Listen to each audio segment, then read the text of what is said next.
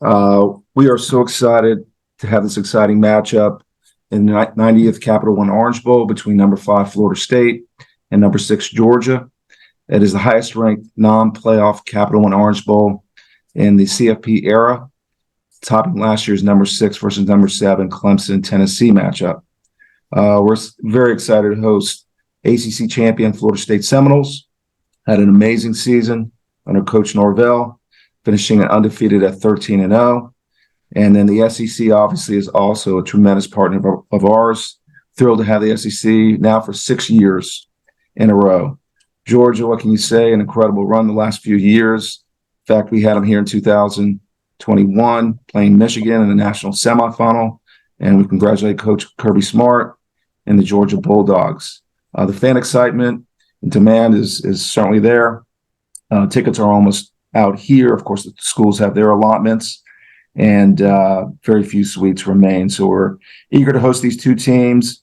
Number 5, Florida State, number 6, Georgia. National spotlight will shine bright at Hard Rock Stadium on Saturday, December 30th. Back to you. Thank you, Eric. Now we'll welcome in Coach Smart to say a few words, and then we will open it up for questions. So, Coach Smart, why don't you start us off here? The floor is yours. Thank you.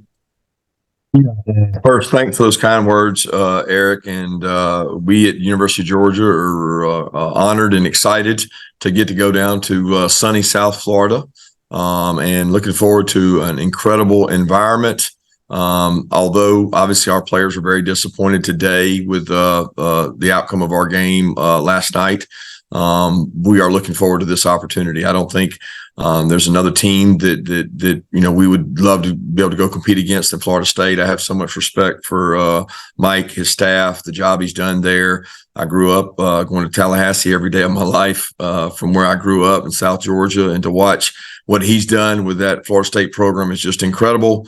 I know firsthand how hard it is to have an undefeated season. It is hard. It's hard to win games in any conference. It's hard to win games repeatedly, and he had a perfect season and won every game. That's really hard to do. So a lot of kudos and congrats to he and his staff and his team and his players with all they've overcome and the team he's assembled. This should be a great matchup. Two giants in college football across history and recently. And I always worry about when you get in bowl games of the matchups you get to have. So this matchup is really exciting. And I know our players are pumped and excited when they found out today who we get to play. And the Orange Bowl is one of the best bowls we've ever been to in terms of the sunshine and the beach and getting to enjoy it and being in sunny South Florida. So major congratulations to FSU and Coach Norvell and his staff, but also to the Orange Bowl committee and the people that host the Orange Bowl. Our players are looking very forward to it. Perfect. Thank you so much, Coach Smart. Now let's pass it over to Coach Norvell to open it up with some remarks, and then we'll open it up to everyone for both questions. So, Coach Norvell, we'll throw it over to you. Thank you. Yeah, us today's been an emotional day. You're coming off of last night. Just so proud of our team. Finishing up undefeated season, ACC champions. Absolutely respect the opportunity that's here at the Orange Bowl, and there's such a great history with Florida State and the Orange Bowl, and to be able to get matched up against the best team in college football over the last 3 years. And you look at Coach Smart and the job they've done. This is a special team that we're going to go against. Obviously, last night did not go how they wanted, but this is a team that's really set the standard over the last few years, and the work that's gone in. I've got a lot of respect for Coach Smart, over the way that he operates a program, the consistency that they've shown, and to be able to match up with them in what I believe is two of the best teams in all of college football here this year. It's really going to be a special matchup. I know our players, they're disappointed. You'll hear today with the news of not getting a chance to compete for a national championship, but we've had a team that's responded throughout the course of the year, and they they've responded to adversity. They've had to fight through. They've had to overcome. I believe in the heart and the character of this team, and I know that they will respond once again. And it's going to take a tremendous effort on our part, but I know we're excited for the opportunity to be a part of this tremendous game with all the historical value that comes to it, and just to be able to play against such an outstanding opponent in Georgia, and it's going to be one that the fan bases are going to be excited about. Be able to be here in our home state, to be down in Miami, to get a chance to compete, once again for this team, to showcase their identity and who we are and what we're truly aspiring to be. I'm just grateful for the opportunity. Thank you so much, Coach. We will now open it up for questions for both coaches. To ask a question, please click on the raise hand function on your Zoom screen. We'll go through and get through as many questions as possible. Once called upon, you'll have to please unmute yourself, state your name and your affiliation before asking your question. And we will kick it off with Andrea Adelson. Go ahead, Andrea. Hi, this question is for Coach Norvell. Mike, we saw your reaction on television when Alabama was placed into the number 4 spot. I was just wondering if you could tell us what was going through your mind in that moment when you put your head down, and then what you said to the team afterwards. I was just hurt for our players. I mean, to be honest with you, that was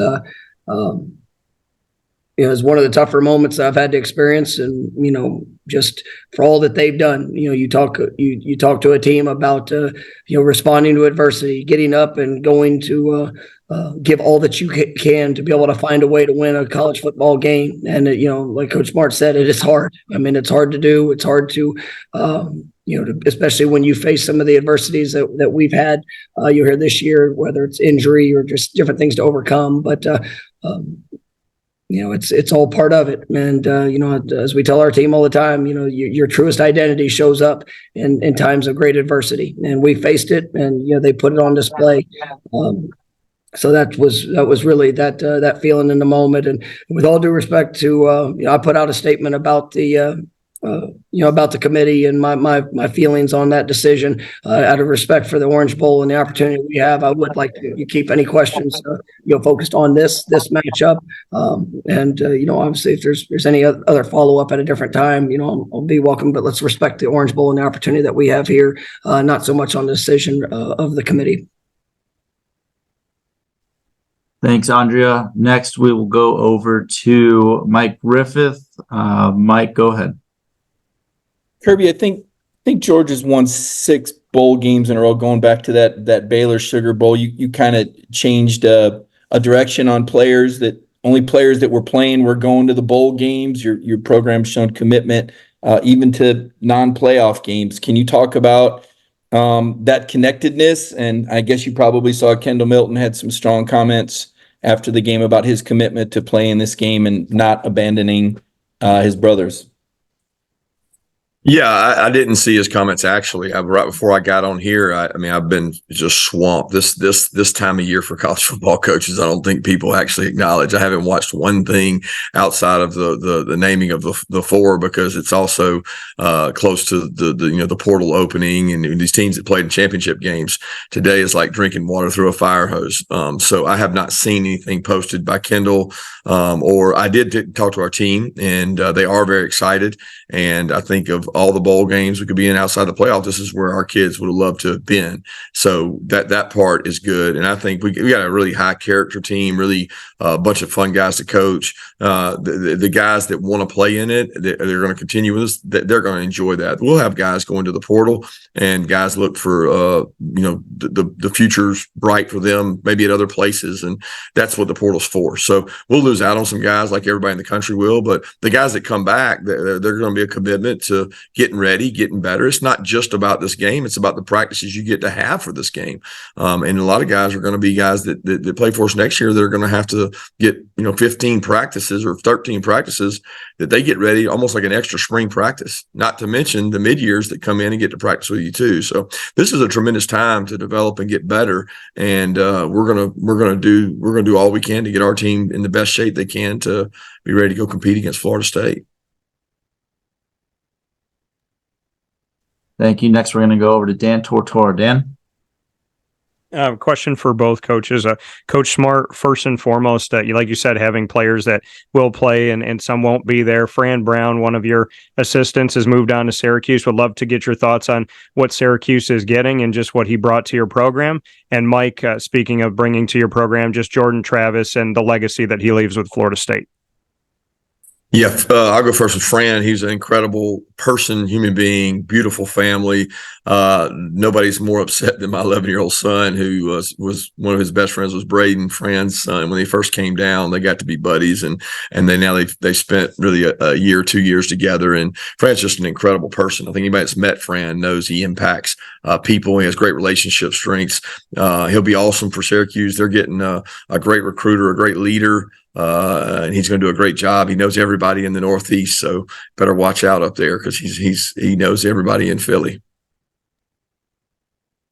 Yeah, to touch on Jordan, just a special man. The example he's been for our football team, the way that he's grown, the work that he's put in, the way that he approaches every day, just whether it's practice, meeting rooms, what he's doing in the classroom. I mean, he really, he approached every day as a champion. And I think that he's been one of the bright lights of college football that you see somebody that was in a challenging, tough moment that has really improved at a drastic level. He's become one of the best players in the country, and he did it the right way. He cares about people, cares about this university, cares about his teammates, and unfortunately he got injured, and that was the end of his playing career. But even through that, I mean, he's been so present in everything that he could be, just to help his teammates, to continue to be supportive, to the encourager, and I mean, just he's what's right about college athletics, and just so glad to have his example, and he's just a wonderful Seminole. All right, thank you. Let's go next to Chip Towers. Yeah, I guess I'll ask Kirby about this. For Kirby, you've become well known for being a great motivator for your teams. Can you just talk about the aspect of getting FSU in this type of situation, a team that's obviously going to feel very slighted? They're obviously good enough to be undefeated. It's almost feels like you guys might be walking into a kicked hornet's nest or something like that. Can you just talk about the dynamic? And I'm sure, as upset as you guys were about how things turned out, there's some empathy here as well, right? Yeah, I mean, I empathize with anybody that goes undefeated and doesn't get in. I empathize with our players because I personally feel like we deserve to be in. So, I mean, we've got a really good football team, and we're considered number one in the country all year and then fail. So we got a hornet's nest around here, too, of some players that are disappointed, too. So that works both ways. The good news is we got each other to go play. And I know they'll be up for us and we'll be up for them. You worry a lot more when you have a matchup that they might not look us forward to. And I don't know who that would be because it shouldn't be that way, but it is that way. And I've learned that. I also think that it's a time for coaches to grow their team, grow their roster, and grow the depth, and still get to play in a game. But we're going to have kids that didn't play a lot during the year. They're going to have an opportunity that we're getting better at the end of the year. That are going to get a chance to play because of the redshirt rule and things. There was postseason play, so I'm excited about those opportunities. But I know our kids. I know FSU is going to be up for us, so we're going to rely on each other to have that, to be able to go out and play a great game. And look, nobody knows better the Ford team. I don't know if this is correct, but I think we've been fifth or sixth or finished fifth or sixth more than anybody, and that's tough. It's tough. I can't imagine it being undefeated, but it's tough when you finish fifth or sixth, one out of it, because there's always a case for being in it, and we've been there. I know maybe 2 or 3 times. All right, thanks. We're going to go next to Mark Stallworth. Go ahead, Mark. All right, good evening, coaches. My name is Mark Stallworth. I'm with the Miami Times newspaper. I have a question for both of you all. Can you just touch on the significance of this being the 90th Orange Bowl, as well as the impact that this may have on recruiting? I know you guys are impactful in the transfer portal, but just high school recruiting and the outcome of this game may have totem poles regarding that. Well, I mean, I just believe that the Orange Bowl, I mean, it's a special game, and the impact not only of the game and the event, but really of the whole week, and the impact in South Florida to the community. And that's one of the things as you get to experience as you're down there recruiting. You see just what the Orange Bowl does to to the youth sports programs, to helping facilitate opportunities for young kids that you have a dream of becoming college football players, to come to a Florida State, to go to Georgia, to have the open doors of what their future can be. And the Orange Bowl has been just such a staple for opportunity, and to be able to be a part of the 90th game is special, and it does have a great recruiting impact. I mean, a lot of our best players are from South Florida, and it's going to be a chance for them to be able to go home and to be able to play in front of their families, and just to be able to showcase once again the identity of our team, and where we're going, and what we're building here in Tallahassee. So it's going to be a great opportunity for us.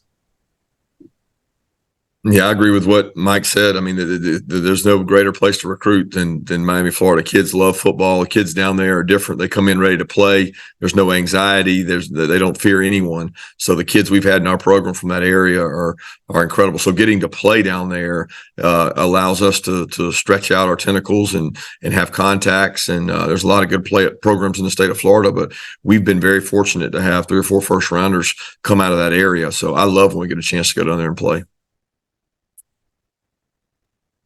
Thank you. Next, we will go over to Seth Emerson. Go ahead, Seth. This is for Kirby. Not the last 2 years, but this isn't your first rodeo in the kind of opt-out of bowl era. Have you found that there's any sort of balance between a benefit to playing younger guys and maybe getting a sneak peek towards what your next team is going to be, but also trying to win the game? Yeah, I think it was the year. I don't know if it was the Texas year. I don't remember what year it was, Seth. But man, we had it was a struggle. It was tough. It was there was a lot of disappointment, I think, and we just took the motto that, hey, you're either in or you're out, man.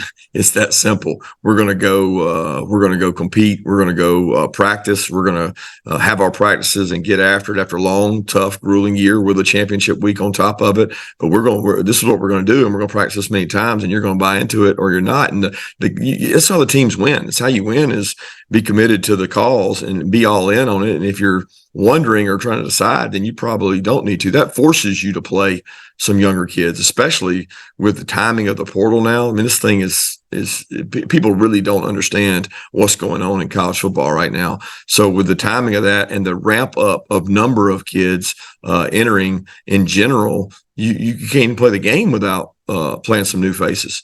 So I don't even know what that looks like right now for us, but I'm sure there'll be some guys take on some roles that they're moving towards next year. Thanks, Coach. All right, we got time for just a few more. I want to be respectful to both these coaches' times. Let's go over to Connor Riley. Go ahead, Connor.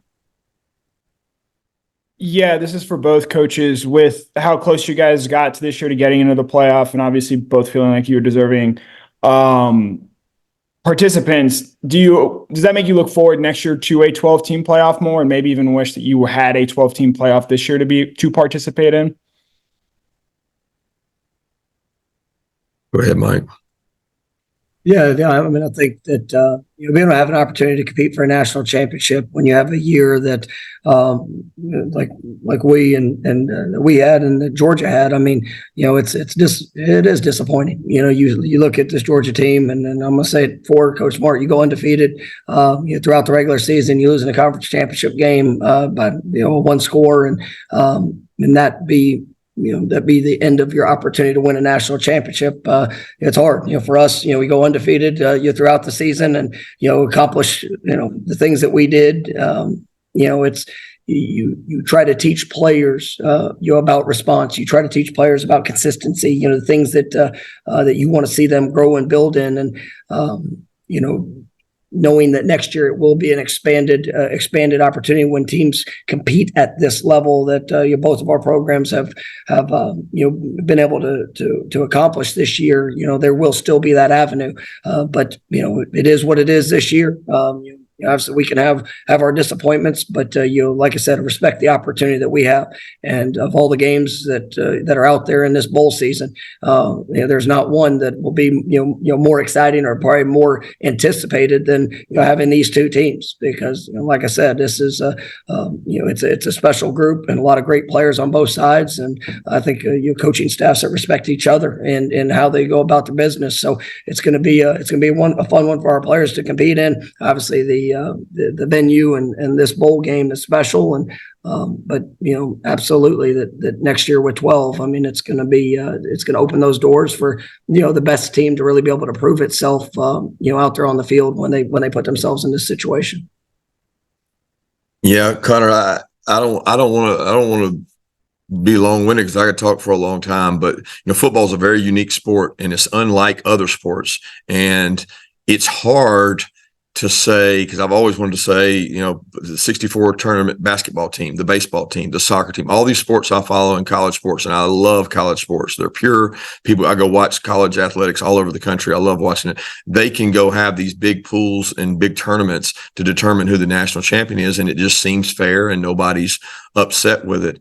And college football hasn't really been able to get that done because it's much harder in a sport where you play. The game is so physical and it's once a week, and you can't have a 64 team playoff at the end of a regular season. So the model becomes, what is the appropriate model and where is the number? And they've landed now on 12. There will be a debate over who's 13, 14. There'll always be that debate. I certainly don't think it will be an undefeated team that gets left out of that. It may be from a non-power 5, but when you look at it and you say the playoff model that the NFL's put in place, it's earned on the field. They have a lot more parity than we do. There's 8 and 8 teams making the playoffs, and their schedule gets set for them from a league.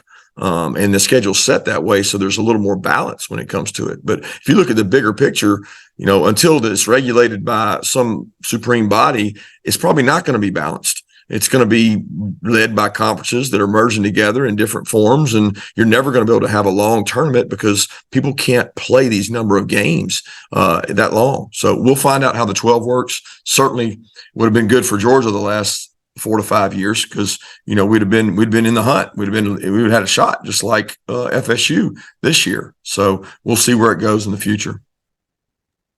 All right, we got time for one more question. Allison, go ahead, Allison.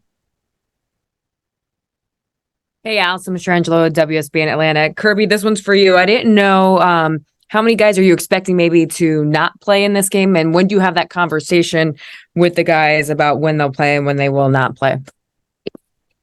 Allison, it's probably going to happen throughout the week. They need some time to decompress. I mean, I'm not expecting anyone to not play, to be honest with you. But when that conversation comes, we'll have those conversations with them. We'll talk to them. I know we'll have some enter the portal. Those conversations have been happening for several weeks now, leading up to this time. So we'll have guys enter the portal and opt to not play in the game, but. I'll be honest with you, I'm really not stressing or worried about it right now. We've got a week to kind of get ourselves together, and our guys will take some time off, take a little break they need, and get back and get to working out and getting to throwing and getting some practice time. But it's not a major concern for me right now because I know that we have a good core of our team that's going to be there and want to play. I just don't have specifics though.